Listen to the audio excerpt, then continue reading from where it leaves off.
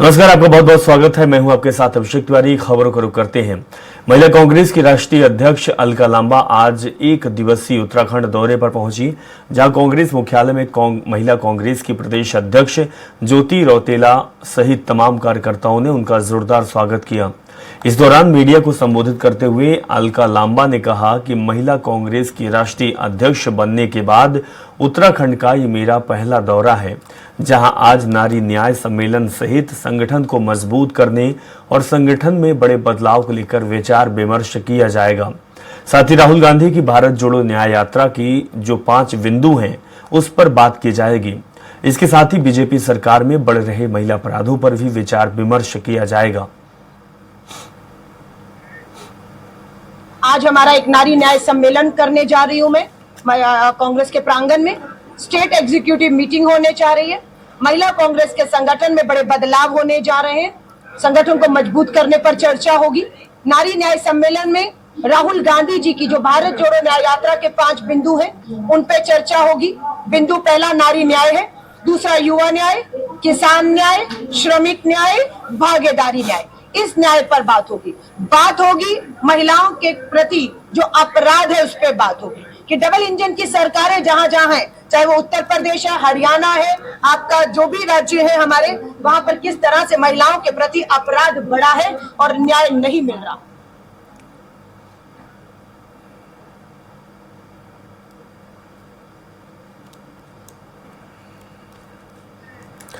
गिरीश हमारे संवाददाता देहरादून से जुड़ चुके हैं, उनके पास चलते हैं और अपडेट लेते हैं। गिरीश, जिस तरीके से आज कांग्रेस पार्टी के महिला राष्ट्रीय अध्यक्ष अलका लांबा का दौरा कांग्रेस पार्टी के लिए कितना खास कह सकते हैं, क्योंकि अलका लांबा लगातार प्रखर होती जा रही हैं। जी गिरीश, आज जो है, हेलो जी गिरीश, बात रखें। देखिए, जो राष्ट्रीय महिला है कांग्रेस की अलका लांबा जी, वो आज उत्तराखंड दौरे पर पहुंची हैं। हालांकि इससे पहले कई दफा वो पहुंच चुके हैं, लेकिन जो राष्ट्रीय अध्यक्ष बनने के बाद वो पहली दफा उत्तराखंड पहुंची और पहुंचते ही सुबह के वक्त मीडिया से रूबरू होने के बाद उन्होंने तमाम सवालात के जवाब दिए और तमाम आरोप भारतीय जनता पार्टी पर लगाए हैं। देखिए, अलका लांबा का साफ तौर पर कहना है कि जिस तरह से बीजेपी सरकार लगातार तानाशाही रवैया अपना रही है, उससे कहीं ना कहीं जनता अब समझ चुकी है। हालांकि आज पहुंचते ही मीडिया से रूबरू होने के बाद उनका नारी न्याय सम्मेलन था और मकसद यही था कि प्रदेश की जो महिलाएं हैं उनको किस तरह से सशक्त बनाया जाए, प्रदेश की जो महिलाएं हैं उनको कैसे न्याय मिले, और तमाम बिंदु उन्होंने इस दौरान गिनाए हैं। जो राहुल गांधी की भारत जोड़ो न्याय यात्रा है, उसी परिप्रेक्ष्य में उन्होंने कहा कि हमारे जो न्याय यात्रा है उसके 5 बिंदु है, चाहे अब जो युवाओं को हो, महिलाओं की बात हो, या फिर किसान की बात हो, या फिर सभी वर्गों में बराबर की भागीदारी की बात हो। ये कई ऐसे महत्वपूर्ण बिंदु थे जो उन्होंने बताए हैं और मीडिया के सम्मुख ये बातें रखी है। हालांकि जो है रूबरू होते हुए उन्होंने साफ तौर पर कहा है कि हमारी कोशिश है कि जो हमारा संगठन है उसको किस तरह से मजबूत किया जाए, क्योंकि लोकसभा चुनाव नजदीक है और उससे पहले नगर निकाय चुनाव, कई ऐसे चुनाव होने हैं जिनको लेकर कांग्रेस लगातार जो है बूथ स्तर पर अपनी पैठ जमाने में लगी हुई है और कांग्रेस बिल्कुल भी नहीं चाहेगी कि एक भी वोट कांग्रेस के हाथ से निकले, क्योंकि लोकसभा की 5 सीट उत्तराखंड में है और कांग्रेस की यही कोशिश रहेगी कि जो रणनीति हमने पिछले बार बनाई थी और जो रणनीति हमारी बीते सालों में विफल रही है, वो रणनीति अब विफल ना रही है। इसको लेकर लगातार नेताओं का दौर जारी है, चाहे कांग्रेस के प्रदेश अध्यक्ष की बात करें कि वो दिल्ली दौरे से लौटे हैं, या फिर आज जो महिला कांग्रेस की राष्ट्रीय अध्यक्ष अलका लांबा जी है, उनका चाहे उत्तराखंड दौरा हो। ये पहली दफा उनका दौरा था और साफ तौर पर उन्होंने अब जो है बीजेपी सरकार को जो है कटघरे में लिया है। चाहे ईडी और सीबीआई का डर दिखाकर बीजेपी जिस तरह से जो है तमाम नेताओं को डरा धमका रही है, ये आरोप जो है अलका लांबा जी लगा रही है। तो तमाम ऐसे बिंदु थे जो उन्होंने रखे हैं। जी गिरीश, अगर बात की जाए तो एक तरफ कांग्रेस पार्टी की महिला जो विंग है वो लगातार एक्टिव मूड में नजर आ रही है उत्तराखंड में, तो दूसरी तरफ भारतीय जनता पार्टी भी पीछे नहीं है। वो महिला ब्रिगेड भी लगातार जनता की आवाज को प्रखर कर रही है, जमीन पर काम कर रही है। आज इस तरीके से आप देखते हैं और भांपते हैं तो क्या लगता है कि कौन सी जो पार्टी है और महिला विंग से वो ज्यादा मजबूत दिखाई दे रही है ग्राउंड में? गिरीश, देखिए, खासकर अगर अलका लांबा के दौरे की बात करें तो आज कांग्रेस की जो महिला विंग है उनमें काफी उत्साह जो है नजर आया और तमाम इस दौरान हमें ऐसी महिलाएं भी मिली जिन्होंने साफ तौर पर कहा है कि जो आगामी चुनाव है उसको लेकर हम बूथ स्तर पर किस तरह से जनता के दिलों में विश्वास बनाएं और कांग्रेस के पास जाहिर तौर पर मुद्दा है, चाहे अंकिता भंडारी का मामला ले लीजिए, तमाम जो महिला अब बढ़ रहे महिलाओं के प्रति जो अपराध है उनको लेकर कांग्रेस लगातार जनता के बीच में जाएगी और आगामी दिनों में जो कांग्रेस की न्याय यात्रा होनी है वो प्रदेश के 30 से 40 ऐसे जिले हैं जहां पर कांग्रेस न्याय यात्रा करेगी। पूरे प्रदेश देश की बात करें जाए पूरे प्रदेश भर के ऐसे तमाम ऐसे जिले हैं जहां पर कांग्रेस न्याय यात्रा कर रही है। जो राहुल गांधी की भारत जोड़ो न्याय यात्रा चल रही है उसी के परिप्रेक्ष्य में और उन्हीं मुद्दों को भुनाने के लिए कांग्रेस प्रदेश के तमाम जिलों में जाएगी और जो महिला विंग है खासकर उनका एक बहुत बड़ा रोल रहने वाला है, क्योंकि महिलाओं के प्रति लोगों का एक आदर सत्कार की भावना होती है। ऐसे में तमाम जो महिला विंग है चाहे बीजेपी की हो या कांग्रेस की हो, कमी कोई भी नहीं छोड़ना चाहेगा, क्योंकि चुनाव नजदीक है और चुनाव सर पर है। ऐसे में कांग्रेस की यही कोशिश है कि जो बीजेपी कर रही है, जो बीजेपी की महिला विंग कर रही है, उसी की तरह और उसी तरह से हम जो है प्रदेश की जो तमाम महिलाएं हैं, जो वोटर्स हैं, उनको हम किस तरह से रिझाने का काम करें। जी बिल्कुल गिरीश, तो कहीं ना कहीं भारतीय जनता पार्टी की जो महिला विंग्स है वो योजनाओं को लेकर जनता के बीच पहुंच रही है, तो दूसरी तरफ कांग्रेस पार्टी जो महिला उत्पीड़न का मामला हो, अंकिता भंडारी का मामला हो या फिर किसानों का मुद्दा हो, इनको लेकर भी लगातार बीजेपी पर हमलावर हो रही है। बहुत बहुत शुक्रिया गिरीश, हमारे साथ आप जुड़े और तमाम जानकारी आपने दी।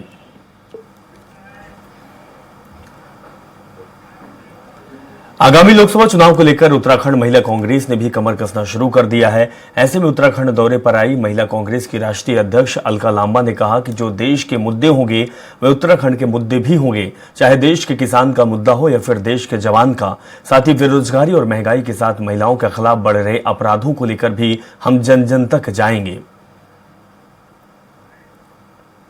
भारतीय राष्ट्रीय कांग्रेस पूरी तरह से एड़ी चोटी का अंतिम सांस तक जोर लगाएगी।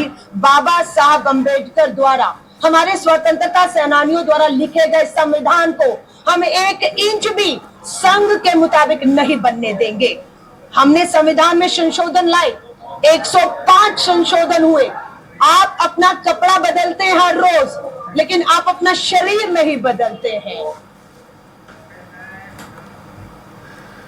भाजपा महिला मोर्चा की बड़े कार्यक्रम का आयोजन करने जा रही है। भाजपा महिला मोर्चा के प्रदेश अध्यक्ष आशा नौटियाल का कहना है कि महिला मोर्चा युवाओं की लाभार्थियों के बीच में सम्मेलन करने जा रहा है। केंद्र और राज्य सरकार की योजनाओं को उनके साथ में साझा किया जाएगा। उनका कहना है कि 2024 के लोकसभा चुनाव में महिला मोर्चा तैयारी में जुट गए हैं। देखिए, नारी सशक्तिकरण की दिशा में सरकार बहुत महत्वपूर्ण कदम उठा रही है और महिलाओं को हर क्षेत्र में सामाजिक हो चाहे आर्थिक क्षेत्र में सशक्त करने के लिए मोदी जी ने बहुत महत्वपूर्ण कदम उठाए हैं। इसी के लिए हमारे जो अभी बैठक हुई है उसमें महिला मोर्चा को 3 कार्यक्रम मिले हुए हैं। 4 तारीख को हमारा मैराथन दौड़ होगी, जिसमें हम मोदी जी के लिए ही वो दौड़ करेंगे, जिस तरह से वो महिलाओं को आगे बढ़ाने का काम कर रहे हैं। 15 फरवरी से फायर सीजन की शुरुआत हो चुकी है। इसको देखते हुए वन विभाग अलर्ट मोड पर आ चुका है। इस साल बारिश कम होने की वजह से वातावरण में नमी कम है और इस वजह से वन अग्नि की घटनाओं पर अंकुश लगाना वन विभाग के लिए चुनौती बन सकता है। बीते 3 साल में पिछले वर्ष वन अग्नि की 35 घटनाएं हुई। विभागीय मंत्री सुबोध उनियाल का कहना है कि वनाग्नि की घटनाओं को रोकने के लिए आम जनता की सहभागिता जरूरी है। इसको लेकर हमने प्रथम चरण में 72 गाँव में ग्राम प्रधान की अध्यक्षता में वन अग्नि ग्राम प्रबंधन समिति बनाई है, जो वनों की मॉनिटरिंग करने का काम करेगी और वनाग्नि की घटनाओं पर अंकुश लगाने में मददगार साबित होंगे।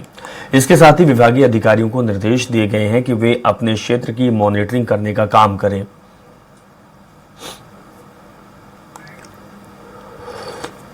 प्रधान जी अध्यक्ष होंगे, वन पंचायत के सरपंच, महिला मंगल दल के अध्यक्ष, युवक मंगल दल के अध्यक्ष और वन विभाग और राज्य विभाग के कर्मचारी उसके सदस्य होंगे, ताकि स्थानीय लोगों को जिम्मेदारी दी जाएगी। तो पूर्व में भी जब यह मैकेनिज्म नहीं था सरकारी विभागों का, तो स्थानीय लोग ही प्रभावी अंकुश लगाया करते थे आग पे, और साथ ही साथ दूसरे स्थानीय लोगों की सहभागिता बढ़े।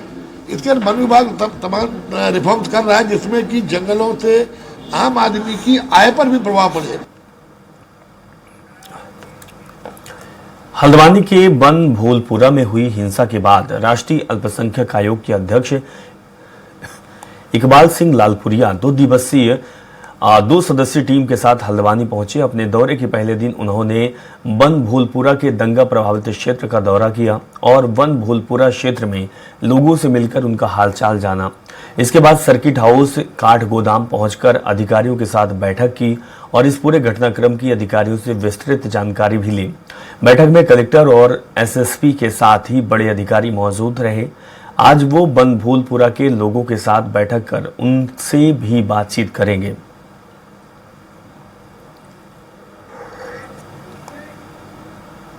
सारे लोगों से बात करनी बाकी है।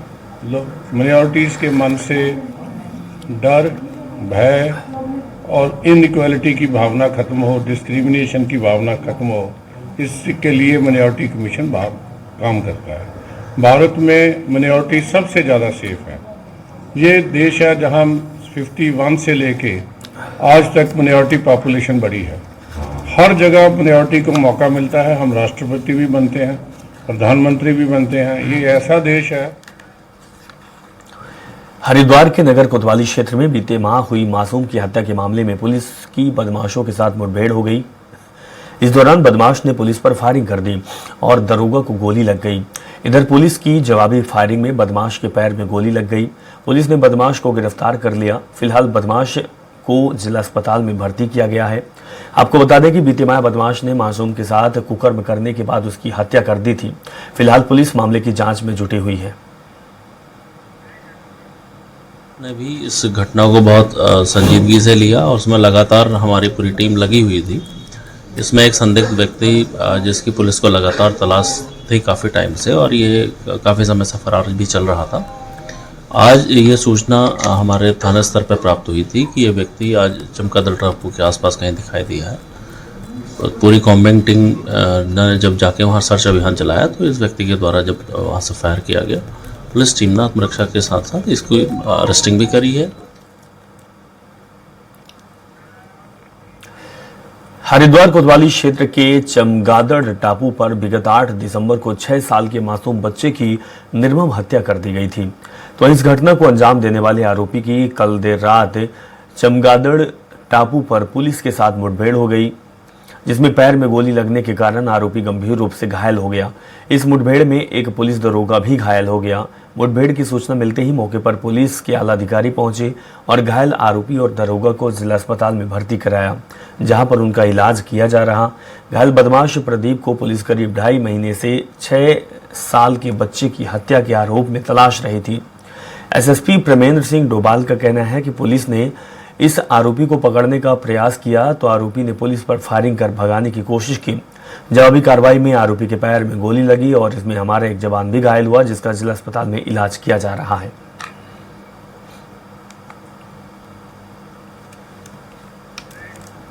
और इसमें हमारा भी एक जवान घायल हुआ है, एक सब इंस्पेक्टर, और उसको अभी हम लोग यहाँ दिखवा रहे हैं। इसके भी पैर में गोली लगी है, इसको भी यहाँ पर लेके आए हैं। इस तरीके से इसकी अरेस्टिंग की गई है और वो जो घटना थी जिसने पूरे हरिद्वार को काफ़ी झकझोरा था, उसकी हम लोगों ने आज खुलासा भी। इसका भी वही हम देख रहे हैं, इसका आपराधिक इतिहास, क्योंकि ये पूर्व में भी एक बार गया है, ऐसा हमें संज्ञान में आया है और इसका क्या वेयर अबाउट्स है, इसको हम लोग अभी और देख रहे हैं।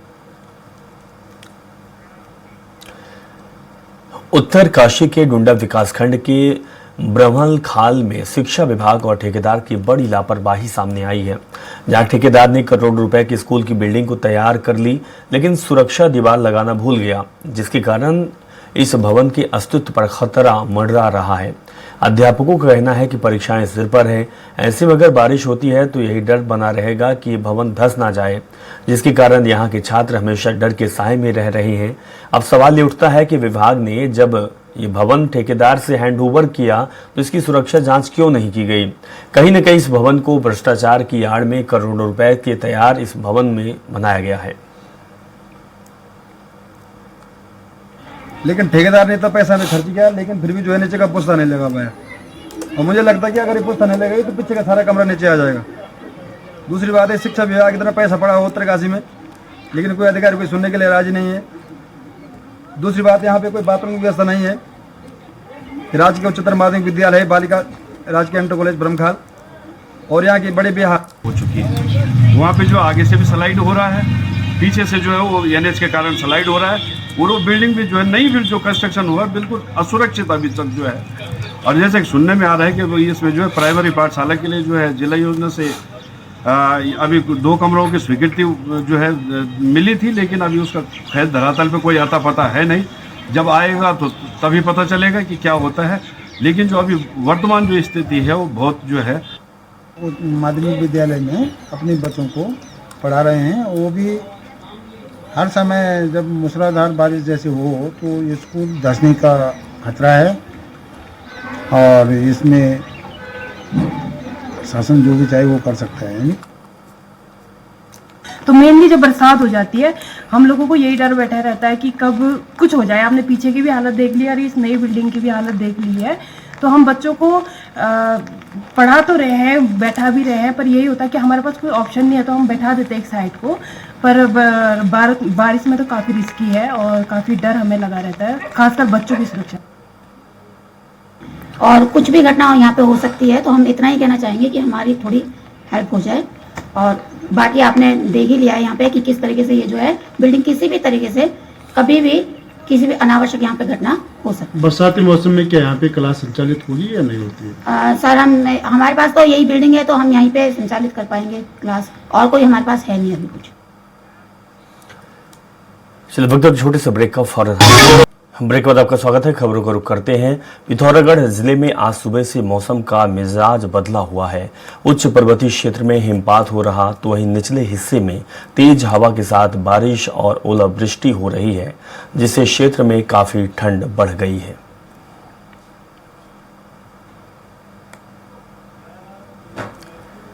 राम भक्तों को लेकर देहरादून से स्पेशल ट्रेन अयोध्या के लिए रवाना हुई। देहरादून स्टेशन पर हजारों की संख्या में उपस्थित श्रद्धालुओं को पूर्व मुख्यमंत्री त्रिवेंद्र सिंह रावत और टिहरी सांसद माला राजलक्ष्मी शाह ने हरी झंडी दिखाकर श्रद्धालुओं को रवाना किया। यह ट्रेन देहरादून से 11 बजे रवाना हुई और यह ट्रेन रात को 2:55 पर अयोध्या पहुंचेगी। इस स्पेशल ट्रेन में 1064 श्रद्धालु अयोध्या के लिए रवाना हुए। 23 तारीख को श्रद्धालु दिन में अयोध्या में रामलला के दर्शन करेंगे और रात 12:40 पर स्पेशल ट्रेन देहरादून के लिए रवाना होगी और 24 तारीख को ये ट्रेन दिन में 2:40 पर देहरादून पहुंचेगी। इस अवसर पर पूर्व मुख्यमंत्री त्रिवेंद्र सिंह रावत ने कहा कि राम मंदिर का सपना सक्षम नेतृत्व के कारण ही पूरा हुआ। वहीं टिहरी सांसद माला राजलक्ष्मी शाह ने इस अवसर पर अपनी खुशी का इजहार किया और सभी श्रद्धालुओं को बधाई दी।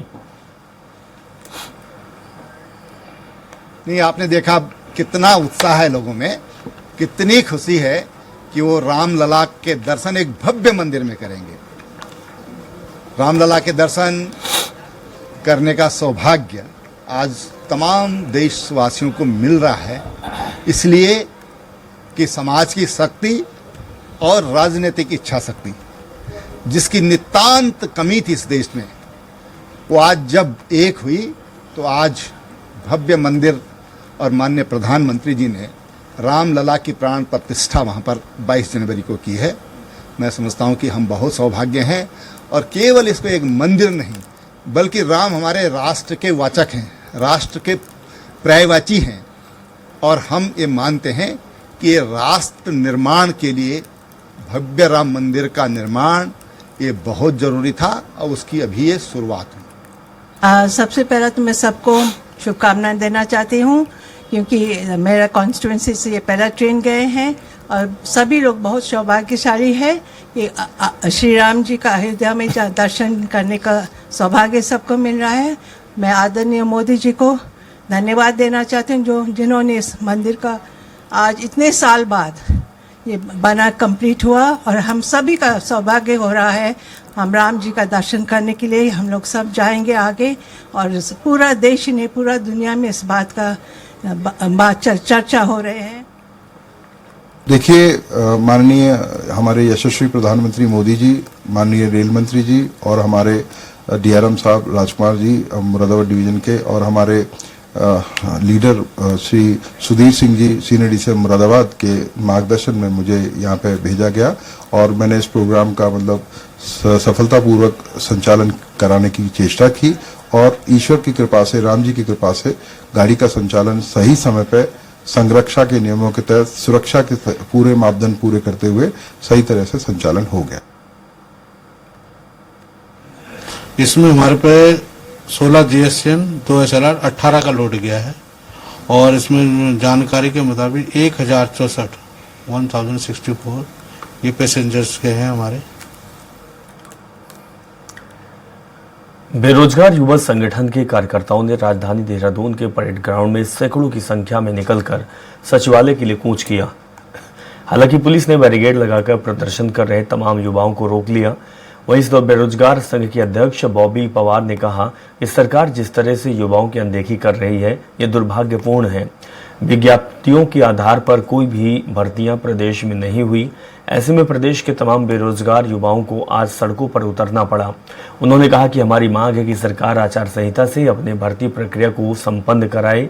साथ ही चेतावनी देते हुए कहा कि अगर सरकार हमारी मांगों पर सहमत नहीं होती है तो हम 26 फरवरी को विधानसभा का घेराव करेंगे।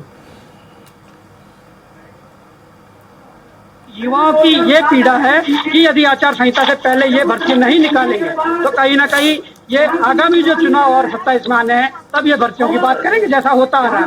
हम ये चाहते हैं कि समय रहते आज सांकेतिक रूप से युवाओं ने सचिवालय कूच किया है और इस मकसद से किया कि इस सांकेतिक रूप को देखते हुए सरकार इनकी मांगों पर अमल करे और इन पर विज्ञापन जारी करे। अगर नहीं होता है तो मुझे लगता है कि आगामी विधानसभा सत्र में युवा इससे भी 10 गुना संख्या में आकर विधानसभा घेराव करेंगे और अपनी मांगों को।